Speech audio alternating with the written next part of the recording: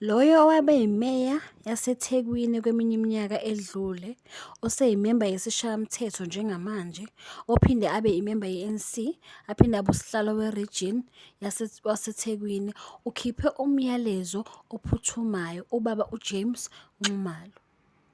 Ucele ukuba ikhansela laseNtshanga, Mpumalanga, Hammarsdale, kwaXimba ukuba mahlangane ukuze kuqedwe lesihlava sokubulawa kwabantu abangabaholi kanye nabantu nje basendaweni. Khiphe lo myalezo esashaqekile isihlakalo esenzeke kubaba uMbeje. Insila eThekwini region aphinde futhi abe ikhansela la kule ndawo yakwaXimba ku-Ward 1.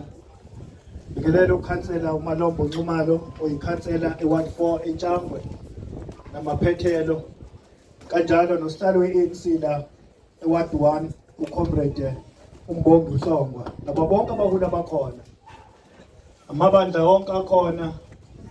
Ngibingelele ubukhosi bala kwaXimba, onodlela, induna zonke ezikhona. Ngibingelele umndeni wakwaMbeje, umndeni wakwaNxumalo, isihlobo, abangani, omakhelwane, abafowethu nodadewethu akade uSibali uMbeje asebenza nabo, nabo bonke abakhona, umphakathi uphelele nonke sanibonani. Umphathohlelo-ke usidonse ngamadlebe ukuthi usinikeze u4 minutes. Sengizoshaya amafishane ngoba nezulu alihle, kodwa futhi bonke sebekhulumile, sebesikhulumele sonke. Ikakhulukazi oqeda ukuhlala manje uComrade uThembo, okuyena umholi wala kule ndawo kwaXimba njengekhansela, kodwa futhi abe umholi we-ANC eThekwini region. Okwami ngicabanga ukuthi sekukuthi nje ngibeka amagama amabili amathathu. Ngiqale ngokudlulisa amazwi enduduzo emndenini wakwaMbeje esiganiselene nawo thina njengabantu bakwaNxumalo. Sizothi boMbeje abakhulu, unina Duduzekani akwehlanga lungehlanga.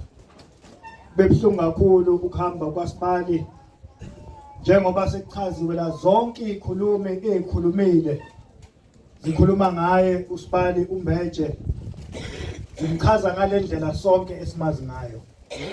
Indoda le inamanqoko, indoda lena ebilungile, indoda ebihlonipha. Bona-ke sekunesikhathi nokho ngamgcina uSibali uMbeje besingabonani njalo.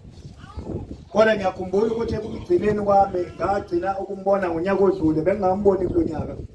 Sibonana lapha eCatholic, la bengivamise ukuba ngimfice khona emnezinsizwa zakhona la kwaXimba, ombongo nabanye abaningi. Nangalolo langa sabingelelana, sabuzana impilo, ngabuza udadewethu nabantwana, sancokola, sahlukana kanjalo. Bese sibonane kanjalo. Ngidlulise futhi amazwi enduduzo umndeni wonke wakaZwide, nehlobo nakuthina sonke. Ngithi noma kunje bakwethu asiduduzeke, uthina sonke kubuhlungu kakhulu ukuhamba kukaSibali uMbeje, ngoba njengoba sebechazile nabanye, hayi nathi asisho ukuthi sashaqeka kakhulu masizwa lezi ndaba, ukuthi umuntu ofana noSibali uMbeje engahamba ngalolu hlobo akahambe ngalo. Ngempela masikhuluma iqiniso, akuyena umuntu bengahamba ngale ndlela akahambe ngayo, angazi ukuthi isigebengu esikhulu ebesifunakala, umuntu obelunge kangaka. Ngakho-ke nathi-ke siyayigxeka kakhulu lento eyenzakalayo. Empeleni uComrade Thembo uqinisile.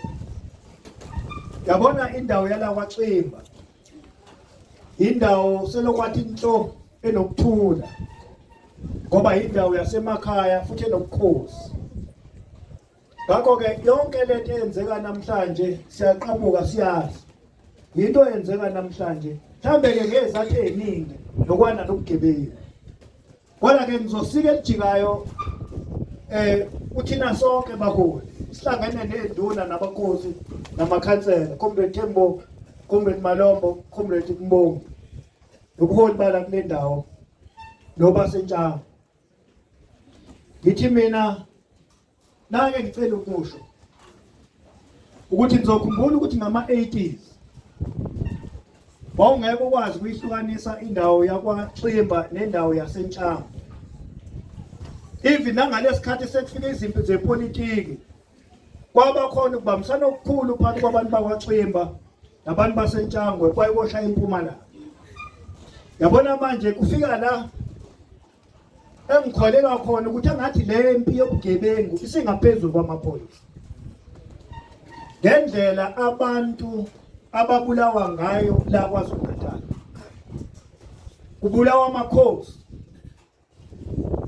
Empeleni inkosi noma ngakuthiwa wawungaba nenkinga enjani ngangakaze ngizwe kuthiwa inkosi khona umuntu oyibulela, ngoba inkosi ikhanda lesizwe. Kodwa namhlanje la KwaZulu-Natal abantu banesibindi ngalendlela ukuthi babulala ngisho inkosi. Lenizwe emaredweni amakhosi endaweni ezahlukene zizwe namhlanje ayabulawa. Akugcine-ke lapho sekubulawa nenduna, kubulawa namakhansela, kubulawa osomatekisi, kubulawa osomabhizinisi, kubulawa bonke abantu nje umphakathi ngegameko ezenzeke endaweni ezahlukene. Ngakho-ke ingakho ngithi ngiyabona ukuthi le mpi engazuthi ingaphezulu kwamaphoyisa, ibiza ukuthi sibuyele endleleni zethu endala zokuvikela umphakathi. Umphakathi esikhathini esingaphambili silwa nobandlululo, sibhekene namabhunu nezicangogwana zawo, sawukwazi ukuvikela umphakathi awukhusela.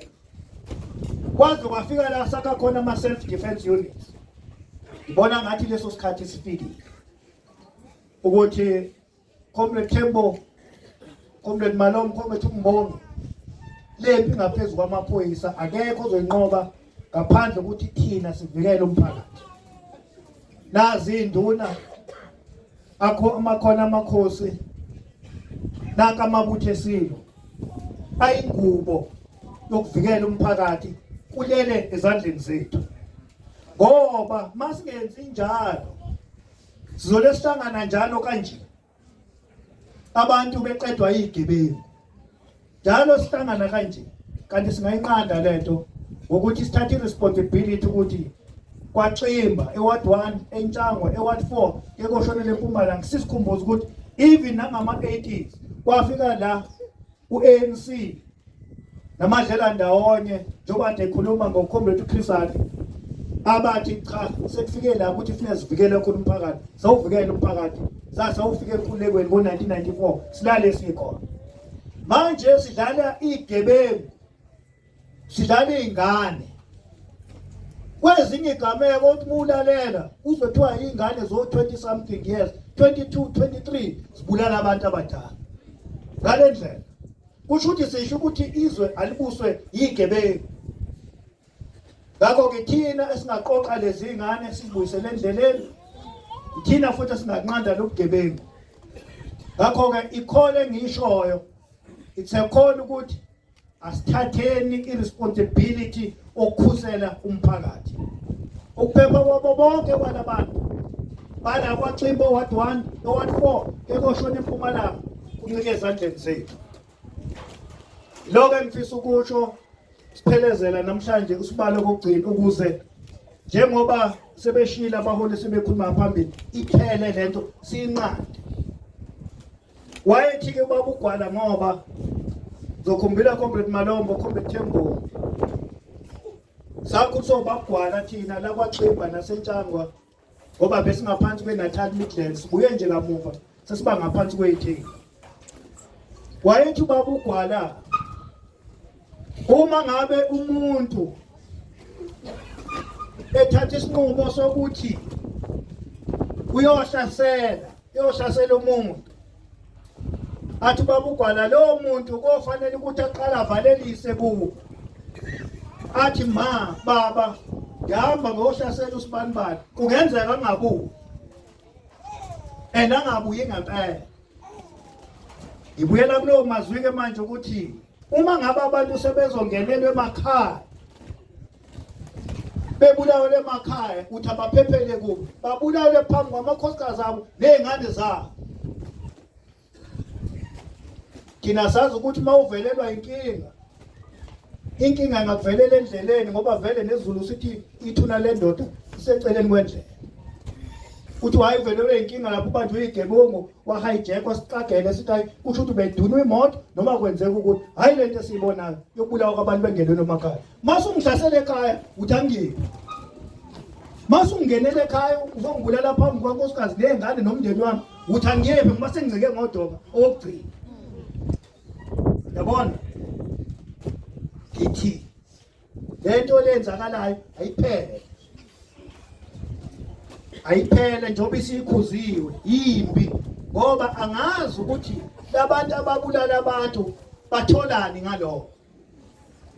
Eke sibuye size nangu usibala uMbeje nangu usebulewe umuntu okhulunywa kahle kangaka ngayo namancoko behlisa wonke umuntu ongakazi abe nenkinga namuntu. Yini izathu esingenza ukuthi abulawe? Lo muntu ombulela uzothola ngalokho. So ke ingakho ke sithi siyayikhuza lento siyafisa ngazi ukuthi namaphoyisa angasilekelela azame nawo amaphoyisa noma sibona lento ukuthi ngaphezulu kwawo ukuthi abantu abenza lezi zinto batholakale bavele phambi komthetho baboshwe mhlambe sibabone ukuthi obani bona laba abaqeda abantu. Ukuphi lokhona kusukaphi lokusuka khona. Naleli-ke lokugcina ngizwile comrade uMsemo uDuma nabakhulumele bonke ungcono ngoba abaholi bakhona ucomrade Thembo osiholayo futhi kwe-region ukuthi asukubiza ubuholi njengoba nawe ushilo uze la kwaXimba buze endaweni zethu ke sikhulumeni lento yokubulawa kwabantu ngoba njengoba kushiwo la ukuthi indaba ngazi ukuthi ibise kuyakhulumeka ufakazele noComrade uComrade uMbongi ukuthi lensizwa usibala uMbeje ukhona into ebekhala ngayo lezi yafika emadlebeni ngakhongolosi manje ke njengokhongolosi kufanele ukuthi ke lezi zinto mafika sisukumele kungaze kufike la ukuthi sinqande ukuze abantu bangalahli ithemba ngathi ukuthi siyakhuluma nabo kodwa sibona bengenzi lutho. Isanganqandeka ngoba uma ngendlela engizwa ngayo nabanye bathi nami ngikhona elistini angabe kusafika ke lapho ake sithole umnyombo walento ukuthi yini le eyinkinga kubangwani obani abanenkinga hlalwe phansi ayikho into engaxazululeki uma ngabe sihlala phansi. Yilo mazwi besifisa ukuthi siwadlulise namhlanje kule nkonzo yokugcina kaSibala uMbeje sithi hayi Sibali akukho okuningi esingakusho Shado omkhulu sidale kahle nawe njengoba kushiwo futhi umngcwabo kaSibali ngendlela okwenzeke ngayo uvele kwawumcimbi njengoba kugida insizwa kugida intombi ugida amabutho khona wonke umuntu okusho ukuthi indlela yakhe ubeseyishelele kuphela nje boMbeje abakhulu sithi sinani duduzekani nathi sabakwaNxumalo nomphakathi wonke lobuholi bukakhongolose sithi mina duduzekani akwehlanga lungehlanga ahambe kahle uSibala uMbeje. Ngiyabonga. Siyabonga.